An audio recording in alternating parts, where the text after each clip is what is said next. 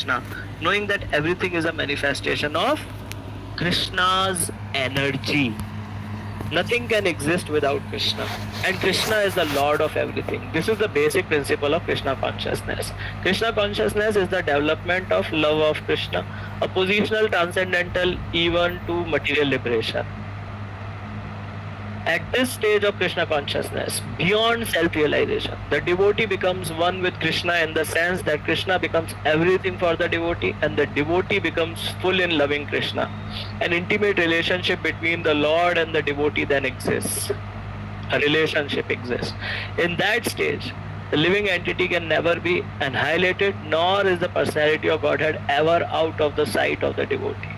To merge in Krishna is spiritual annihilation. Devotee takes no such risk. It is stated in Brahma Samhita, Premanjana Churita Bhakti Vilochanena, Santa Sadaiva Hridayeshu Vilokayanti, Yam Shyam Sundaram Achintya Gunaswarupam Govindamadi Purusham Tamaham Bhajami.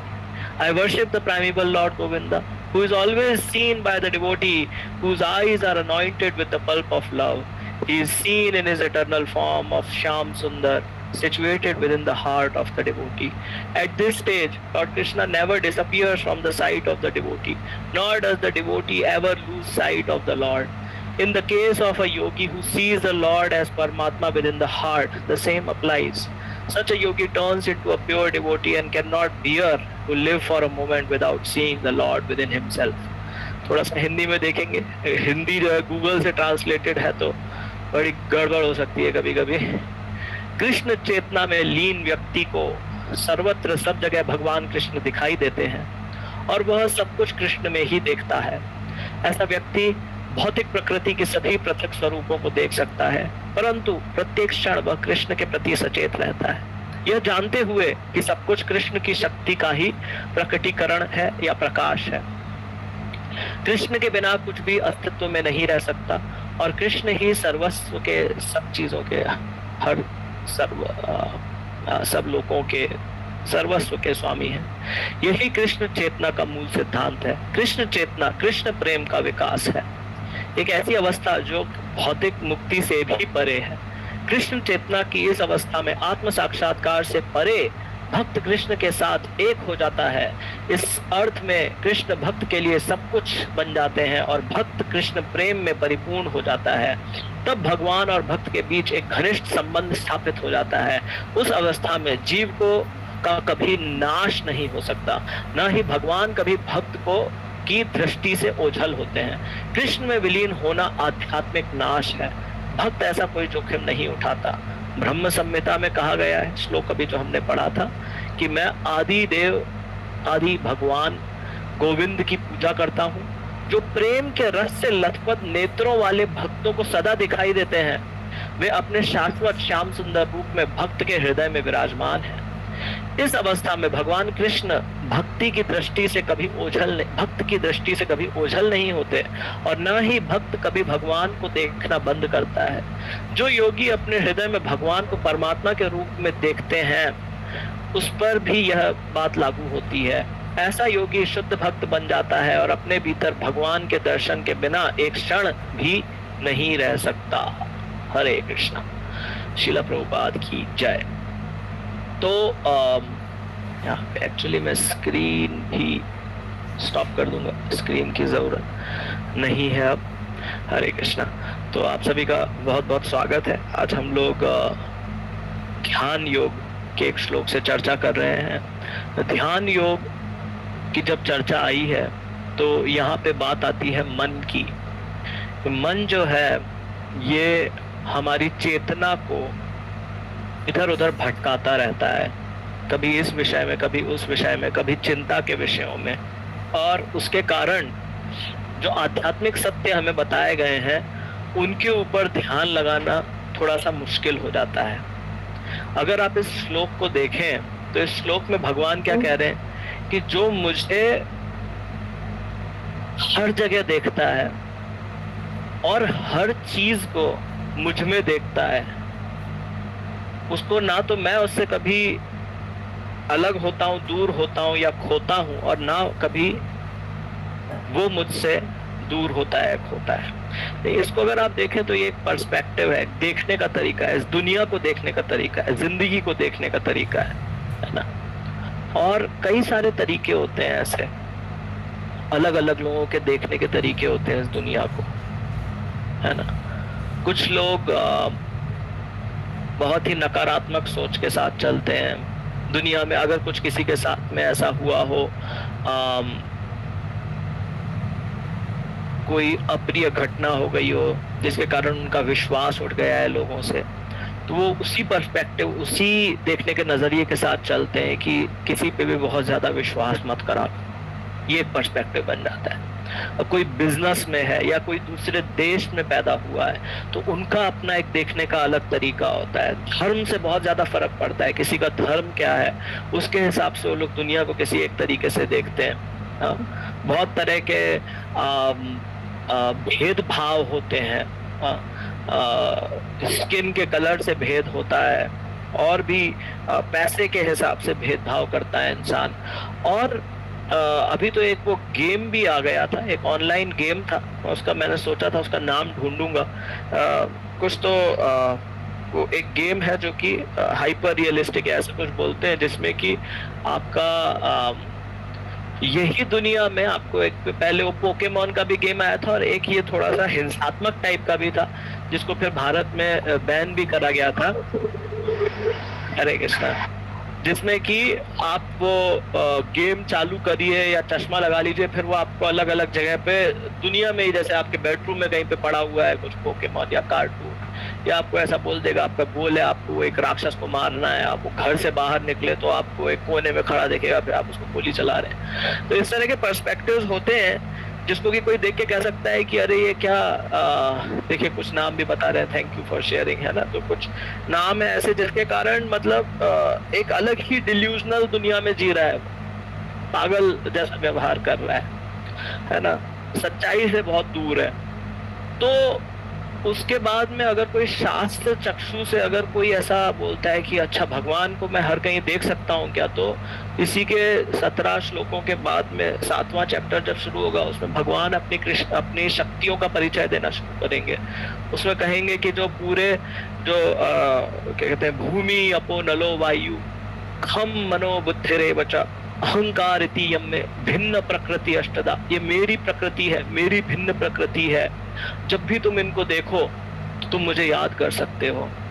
हाँ, पानी का test मैं हूँ, और क्या कहते हैं, जो पुरुषों में जो बल है वो मैं हूँ।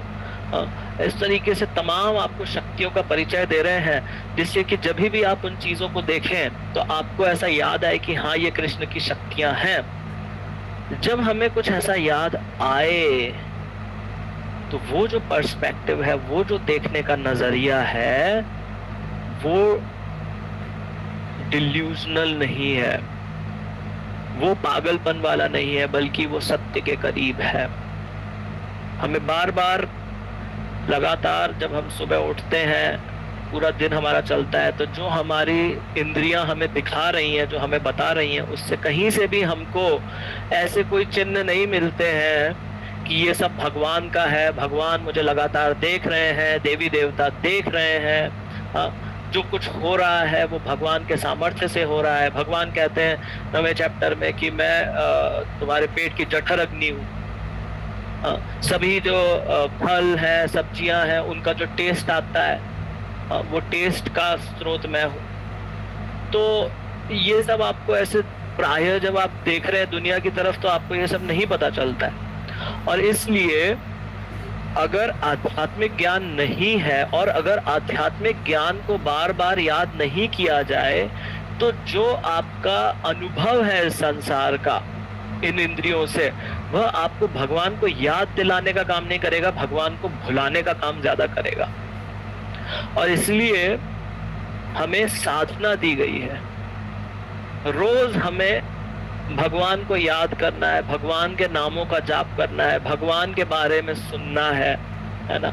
जब ऐसा हम लोग करेंगे तो फिर धीरे धीरे हमारी नींद खुलेगी, हमारी आंखें खुलेंगी और हम उस सत्य को देख पाएंगे जिस सत्य को हिरण्यकश्यप नकारता रहा और प्रहलाद साकार करते रहे। हिरण्यकश्यप अड़ा रहा कि कहाँ है तुम्हारा भगवान, नहीं है तुम्हारा भगवान। और प्रहलाद महाराज बोलते रहे है। और जब एक दिन आ गया ऐसा कि आज कहाँ है, ये खंबे में भी है क्या, तोड़ दूंगा मैं इस खंबे को, तो प्रहलाद महाराज बोले हाँ है। और जब खंबे को तोड़ा तो खंबे से नरसिम्हा भगवान प्रकट हो गए।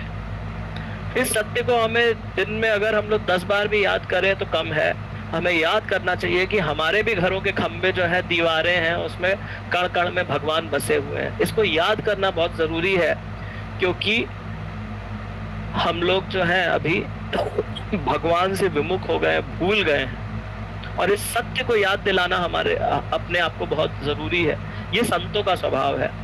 संतों का स्वभाव कैसा है कि जितना ज्यादा आप इस दुनियादारी के विषयों में पढ़ेंगे उतना मुश्किल होगा आपके लिए इस सत्य को याद कर पाना। इसलिए जहां तक हो सके इस संसार के विषयों से जुड़ने को कम करना चाहिए। यहां से बात आती है युक्त वैराग्य की।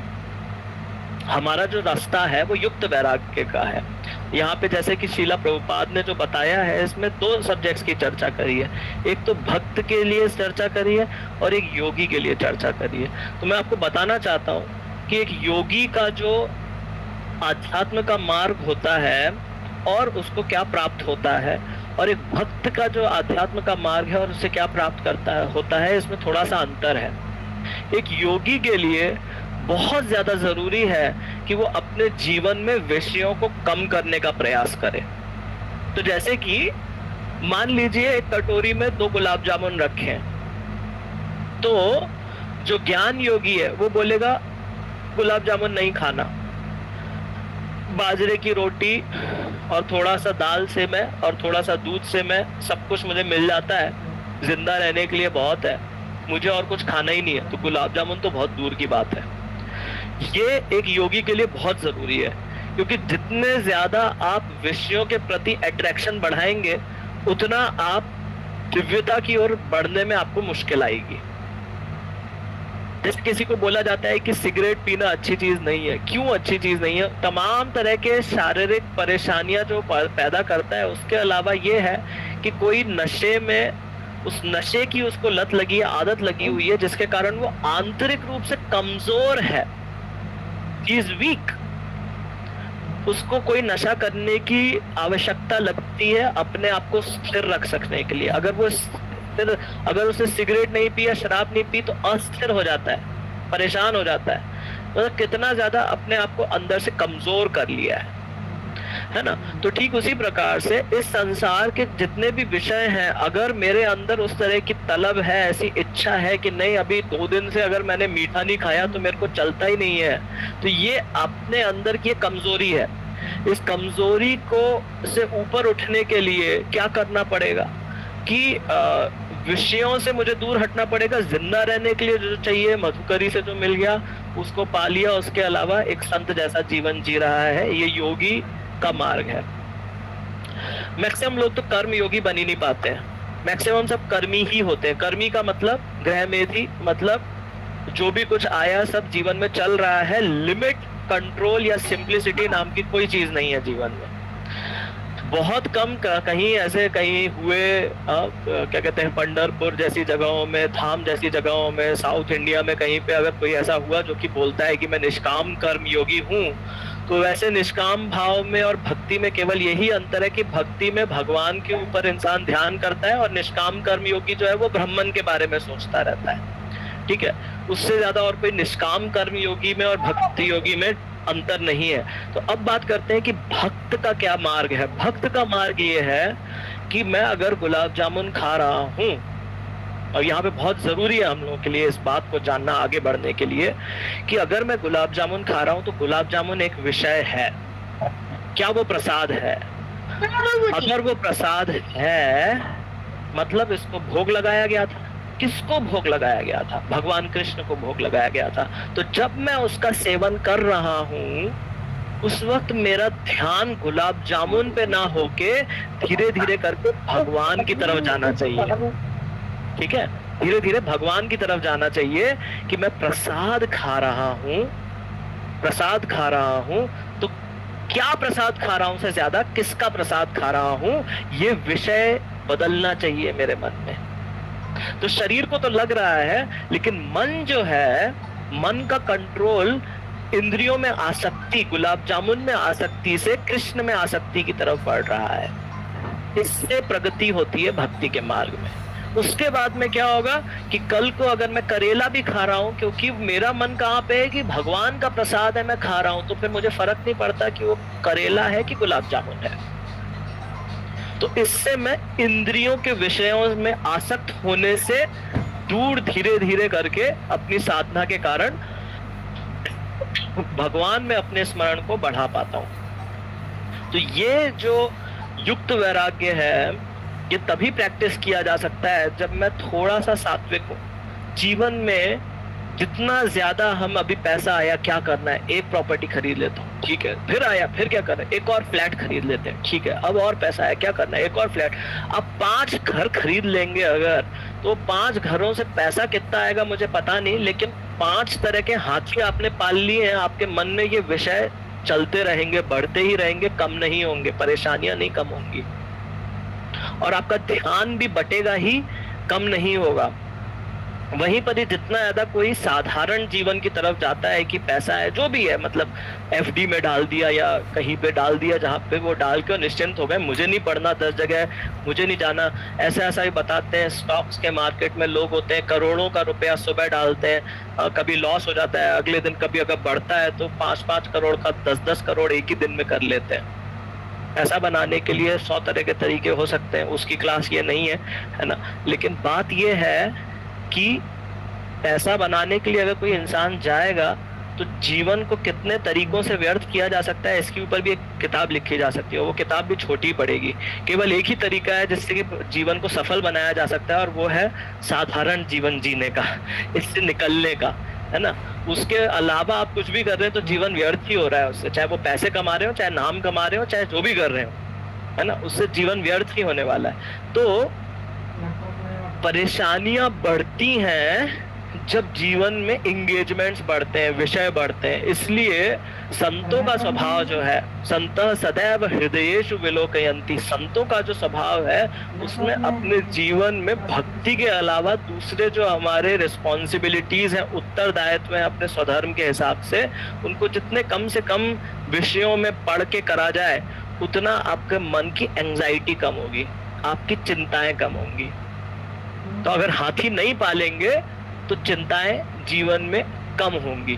5 हाथी पालेंगे तो 5 हाथियों को खिलाने का 5 हाथी का चारा भी आप ही को लाना पड़ेगा, है ना। तो ये भाव जो है, ये सत्व का भाव है, सात्विक।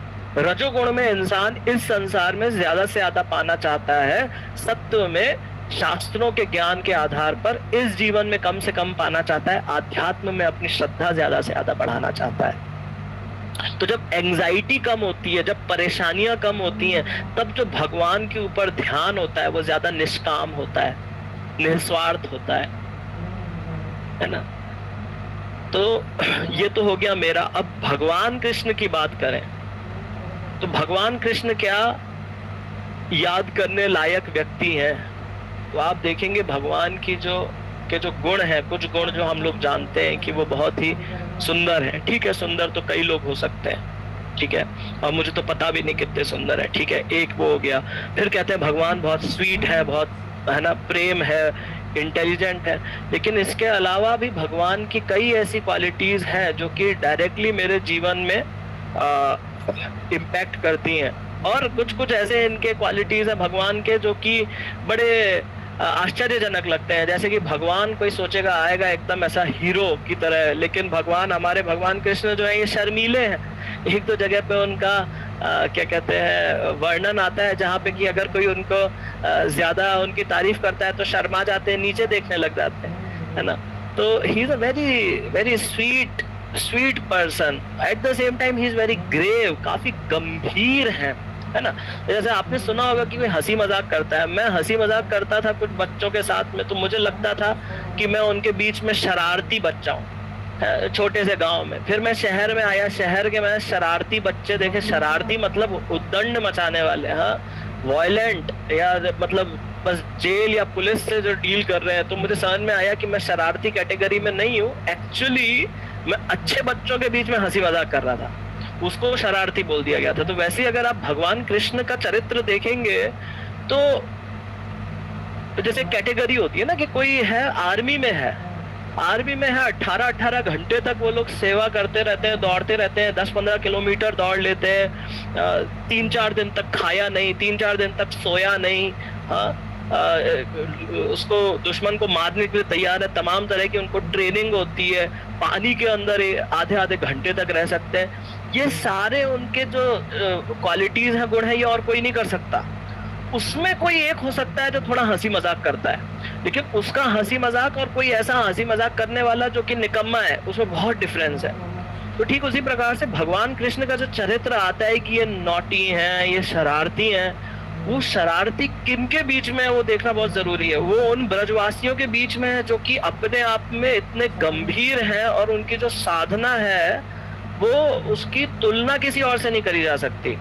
ऐसे साधु संतों जैसे चरित्र वाले लोगों के बीच में हंसी मजाक करते हैं भगवान कृष्ण, है ना। तो उनका जो चरित्र है उसको जितना ज्यादा हम समझेंगे, जानेंगे, और जितना ज्यादा भगवत गीता से पढ़ के हम देखेंगे कि कितना उनकी शक्तियों द्वारा वो हमारे जीवन में है ना, तो फिर मेरे लिए वो एक ऑब्लिगेशन नहीं है। ऐसा नहीं है कि अरे यार भगवान इतना लंबा सारा लंबी चौड़ी लिस्ट दी है कि इनको हर जगह याद करना पड़ेगा, ऐसा नहीं है। जब हम भगवान के चरित्र को जानते हैं तो हम खुद उनको हर जगह देखना चाहते हैं। जैसे कोई माँ का जो बेटा अगर युद्ध में चला जाता है, 5-6 महीने हो गए नहीं आया है, तो क्या करना चाहती है? वो जिस कमरे में जाती है वहां से उसको देखकर याद करने की कोशिश करती है। उसके दोस्तों को बुलाते हैं, बैठते हैं तो उसकी चर्चा करते हैं कि जब स्कूल में थे तो ये करते थे। किताब कोई देखती है तो उसको याद करने लग जाती है, खाना कुछ बनाती है तो उसको याद करने लग जाती है कि वो उसको ये अच्छा लगता था। तो ये ऑब्लिगेशन नहीं है, ये ऐसा नहीं है कि अरे यार अब ये चला गया, अब मुझे इसको याद करना पड़ेगा हर चीज को देख के। नहीं, ये उनका एक स्वाभाविक प्रेम है, क्योंकि वो व्यक्ति मुझे इतना पसंद है कि मैं जहां देखता हूं मुझे उसी का स्मरण होता है। और इसीलिए कुछ और चीजों पे हमें ध्यान देना चाहिए। जब आर्च विग्रह की सेवा करते हैं तो एक वरिष्ठ भक्त ने हमको बताया कि आर्च विग्रह जो होते हैं, जो डीटीज होते हैं घर में, उनका हमसे बात करने के कुछ छोटे छोटे तरीके होते हैं। ये तरीके ही हमको नहीं पता थे। तो जैसे कि हम लोग बहुत समय, हमारे जगन्नाथ बलदेव सुभद्रा माई के छोटे छोटे थे, एक सेंटर था, वहां पे हम लोग जाते थे, मैं और मेरी वाइफ, और हम लोग उनकी पोशाक बदलते थे, है ना, ड्रेसिंग करते थे, श्रृंगार करते थे, फिर दर्शन खुलते थे। फिर हफ्ते 10 दिन तक हम लोग नहीं जा पाए। तो हफ्ते 10 दिन के बाद में हमको अवसर मिला फिर से उनका ड्रेस करने का, और जैसे ही वो खोलने जा रहे थे, छोटे छोटे डीटीज ही हैं, हल्का सा कुछ धक्का लगा भी या नहीं भी लगा, और उससे बलराम जी का जो मुकुट है वो गिर गया। तो जो वरिष्ठ भक्त थे वो बता रहे थे, देखिए वो आपसे सेवा करवाना चाहते हैं, वो चाहते थे कि आप ये मुकुट उठाएं और उनके सिर पे लगाएं। ये डीटीज का आपसे सेवा लेने का, आपसे बात करने का एक तरीका होता है। तो जब ये छोटी छोटी चीजें होती हैं, जिसमें कि उनके हाथ से आपने एक बार लगाया फिर गिर गया, फिर से लगाया फिर गिर गया, मतलब बलराम जी चाहते हैं कि आप उनकी थोड़ी और देर सेवा करें, ठीक है। तो ये इस तरह के छोटे छोटे जब हम रेसिप्रोकेशंस देखते हैं तो फिर हमें पता चलता है कि हाँ, भगवान भी मेरी भक्ति के अगेंस्ट कुछ कहीं पे रिएक्शन दे रहे हैं। अब अगर मैं इस चीज को देखता ही नहीं, मैं ऐसे ही सोचता अरे गिर गया, लगा दिया, मैं सोच ही नहीं रहा हूँ कि ये भगवान का रेसिप्रोकेशन है, तो मुझे लगेगा ही नहीं कि भगवान मेरा इतना भक्ति कर रहा हूँ, कुछ रिटर्न भी कर रहे हैं कि नहीं कर रहे। यह बहुत भौतिक हो जाता है ना, कि अरे प्रमोशन हो गया मतलब भगवान की कृपा है, या ये अच्छा हो गया, बच्चा फर्स्ट आ गया तो भगवान की कृपा है। उसके मतलब बड़ा ही होना चाहिए, जब तक करोड़पति नहीं बना तब तक मतलब भगवान ने कुछ करा ही नहीं। ये बहुत ही भौतिक तरीका है भगवान के रेसिप्रोकेशन को देखने का। ये भगवान का कई तरीके से आप देखेंगे इस तरह से। हो सकता है आपके जीवन में भी तमाम बार हुआ हो ऐसा, है ना। एक बार मैं सब लोग घर पे से जाने वाले थे, राधा अष्टमी का दिन था, मेरा मन ऐसा कुछ था नहीं कि मैं कहीं जाऊंगा और प्रसाद ग्रहण करूंगा, या वाइफ भी जल्दी चली गई थी तो घर पे अकेला मैं था। 8 बजे घंटी बजी, पूरी की पूरी एक प्लेट ऐसे करके कोई ले आए, बोले घर के ऊपर प्रोग्राम था, ये लीजिए प्रसाद की प्लेट। मैंने सोचा भी नहीं था, ना बुलाया गया था, ना मेरी कोई इच्छा थी, लेकिन राधा रानी की कृपा ऐसे आपके सामने एक पूरी प्लेट ऐसे लाके रख दी कि राधा अष्टमी है, प्रसाद पा रहा है भक्त। तो इसमें हमें भगवान के रेसिप्रोकेशन को देखने का थोड़ा सा वो डालना चाहिए कि देखिए कृपा आ रही है, आपने नहीं सोचा था कभी किसी विशेष दिन और कोई आके आपको सामने से एक लड्डू दे गया, या ऐसे आपके सामने आपको क्या कहते हैं, आपने जिस चीज को आपने नहीं मांगा था और कोई सामने से आके आपको चरणामृत दे गया, इन सब में आपको भगवान की असीम कृपा देखनी चाहिए कि ये भगवान का रेसिप्रोकेशन है। तो जब भगवान का रेसिप्रोकेशन ऐसे धीरे धीरे हमारे जीवन में बढ़ता है तो फिर हमें एक वो श्रद्धा बननी शुरू होती है कि हाँ, भगवान मेरे बारे में भी सोच रहे हैं, इतने करोड़ों लोगों के बीच में भी भगवान मुझे याद करते हैं। तो फिर मेरी और इच्छा बढ़ती है कि मैं भगवान को हर कहीं देख पाऊं, है ना। तो युक्त वैराग्य के बारे में मैंने बात करी, जिसमें कि हम लोग जो भी ग्रहण करते हैं, गुलाब जामुन है ठीक है खाया, लेकिन उसमें भगवान को याद करने का प्रयास किया, इसे युक्त वैराग्य कहते हैं। आगे चल के फिर चाहे वो गुलाब जामुन हो चाहे कुछ और हो, है ना, जब तक वो भगवान का प्रसाद है, मैं भगवान का ध्यान करता हूँ, भगवान को अप्रिशिएट करता हूँ, है ना, प्रसाद पाने मिल रहा है इस चीज को अप्रिशिएट करता हूँ, तो धीरे धीरे मैं प्रसाद लेते समय भगवान का ध्यान ज्यादा बढ़ा सकता हूँ। कर्मों में, संबंधों में शिला परम पूज्य राधानाथ स्वामी महाराज कहते हैं, मंदिर में आए, दर्शन करा, चले गए। 3-4 दिन बाद में भक्तों ने पूछा, महाराज आप इस बार जो ट्रिप पे आए थे आपने कीर्तन नहीं करा? तो महाराज बोले क्योंकि मुझसे किसी ने कहा नहीं, किसी भक्त ने कहा नहीं कीर्तन करने के लिए। मतलब क्या कि एक ऐसा समय आ जाता है संतों के जीवन में जब वो अपनी तरफ से रजोगुण में उछल के नहीं बोलना चाहते कि आज कीर्तन मैं करूंगा, या आज मैं सेवा करूंगा। वो स्वीकार करते हैं जो उनको भक्तों ने अगर कुछ बोलने के लिए कहा है, तो वो देखते हैं कि भगवान जो कहते हैं वो भक्तों के द्वारा कहते हैं।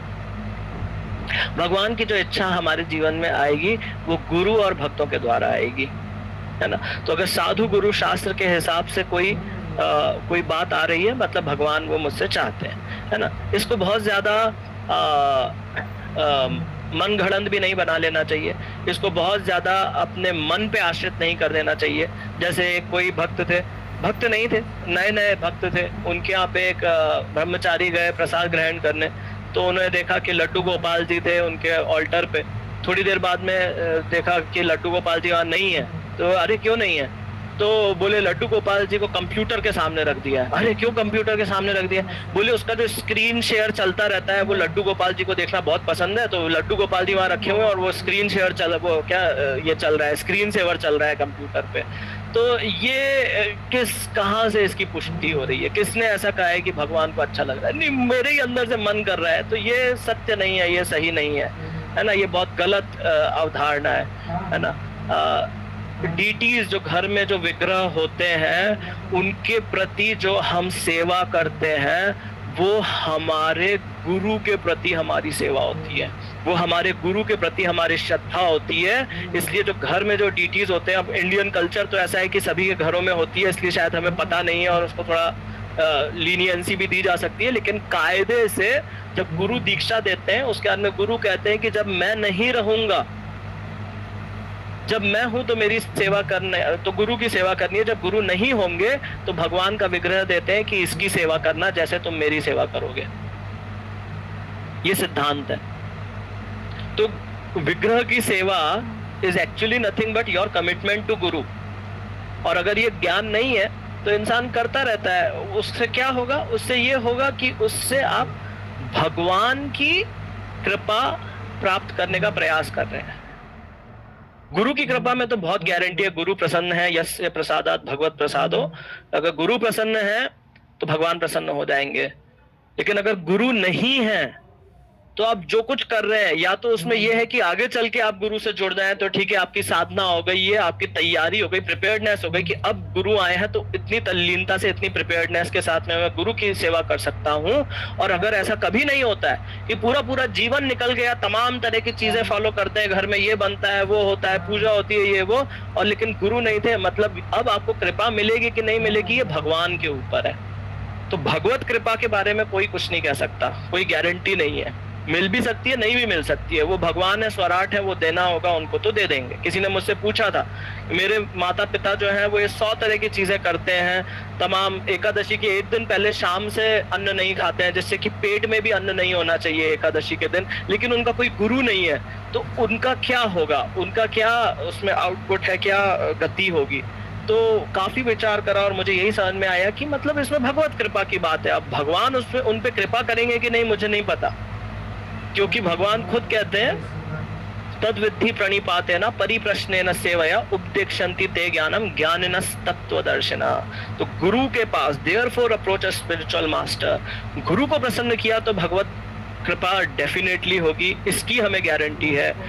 महाजनो ये न ही गता सपंथा, जिस मार्ग पे चल के महाजनों ने परफेक्शन को, सफलता को प्राप्त किया है आध्यात्मिक मार्ग पे, उस पे हम चलने का प्रयास करते हैं। कृपा उनको भी मिलेगी कि नहीं उसकी भी कोई गारंटी नहीं है, लेकिन जो बात हमें साधु संतों ने बताई है हम उसको फॉलो करते हैं, और अगर गुरु प्रसन्न हुए तो 100% तब तो भगवान की कृपा भी मिल सकती है।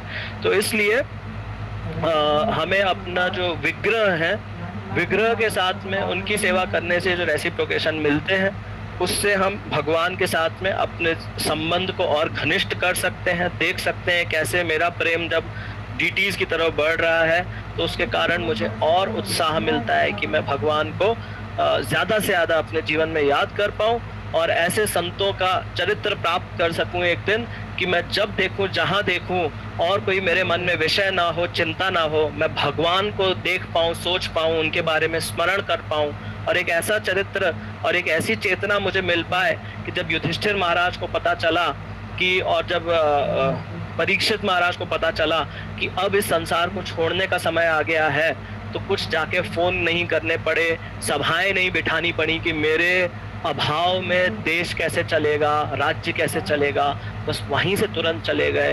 ये तभी संभव होता है जब मैं अपने कर्मों में दक्ष हूँ, एक्सपर्ट हूँ।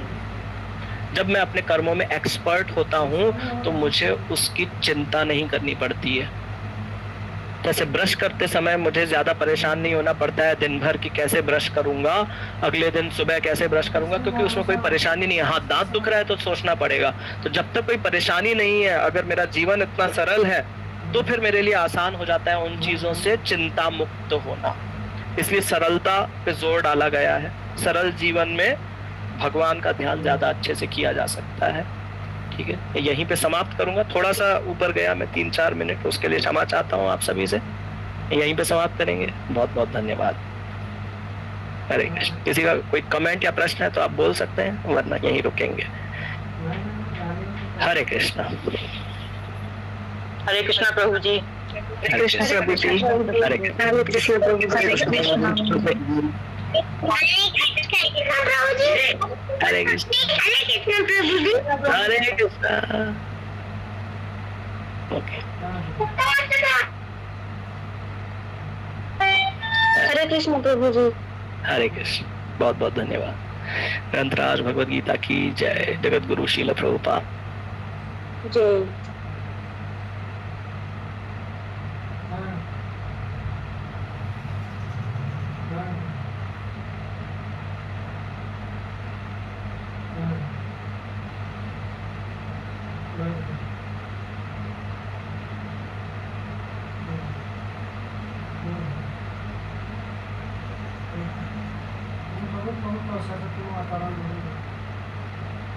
पावसाचं वातावरण बघून बघितलं